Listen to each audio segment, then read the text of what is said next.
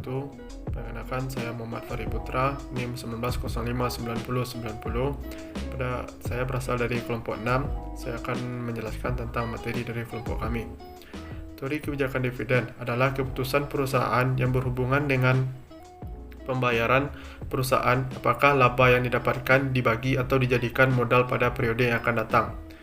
Pada kebijakan dividen ada beberapa teori. Yang pertama, teori Clintley Effect atau teori efek pelanggan, menjelaskan bahwa terdapat kelompok pemegang saham yang memiliki preferensi pandangan, kepentingan, tujuan berbeda menyikapi kebijakan dividen suatu perusahaan. Yang kedua, ada residual equity theory atau teori ekuitas residual. Dalam pandangan teori entitas, pemegang saham memiliki ekuitas di perusahaan seperti pemegang saham ekuitas lainnya, tetapi pemegang saham tidak dianggap sebagai pemilik. Hanya itu yang dapat saya sampaikan. Saya sudahi. Assalamualaikum warahmatullahi wabarakatuh. Assalamualaikum warahmatullahi wabarakatuh. Baiklah, saya Medita Sri Wahyuni dengan NIM 1905986. Baiklah, di sini saya akan melanjutkan menjelaskan mengenai teori kebijakan dividen, yaitu pada teori agency cost dan signaling of content. Yang pertama yaitu saya akan sedikit menjelaskan mengenai signaling content atau hipotesis kandungan informasi atau pengisyaratan. Teori ini berdasarkan pada asumsi bahwa manajer mempunyai informasi yang lebih baik mengenai prospek masa depan daripada pemegang saham sendiri.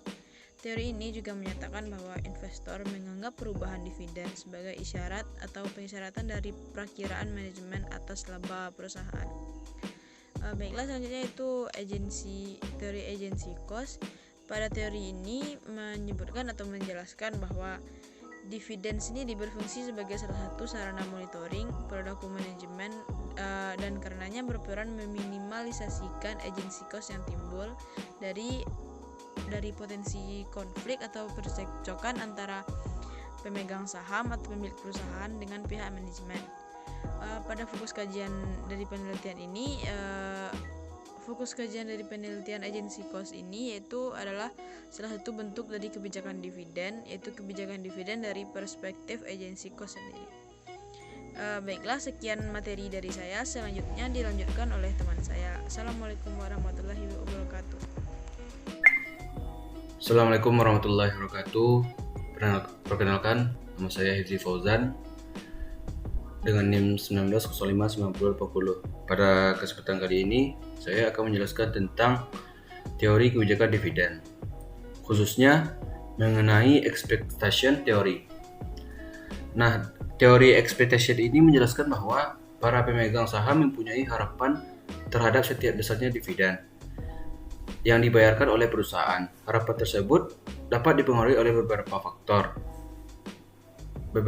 internal perusahaan seperti besarnya dividen yang dibayarkan tahun lalu, keputusan investasi perusahaan, dan pendapatan perusahaan tahun ini. Harapan para investor juga dipengaruhi oleh berbagai faktor eksternal seperti keadaan perekonomian dan politik negara. Ketika terjadi dividen diumumkan dan dibagikan, maka investor akan membandingkan antara keadaan aktual dan harapan mereka. Hal tersebut tentunya akan mempengaruhi harga saham perusahaan.